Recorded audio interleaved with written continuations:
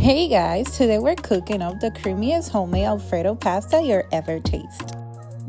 To start off by seasoning our chicken breast, I'm going to be using some oregano, some adobo, some black pepper, some parsley, some paprika, and of course, our garlic.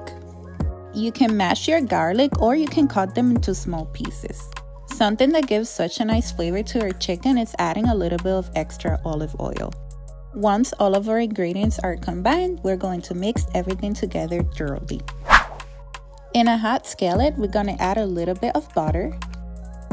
And we're going to go ahead and place our chicken breast. How beautiful this looks. Doesn't it look delicious? Once our chicken breasts are done, we're going to put it to a side and we're going to start cooking our fettuccine.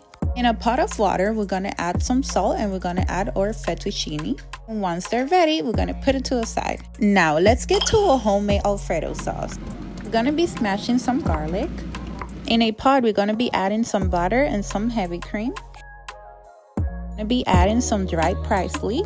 I'm going to be using some cheddar Parmesan cheese. And the trick to having this delicious pasta is to add in some white cooking wine. This gives it such a nice flavor, guys. You don't even know.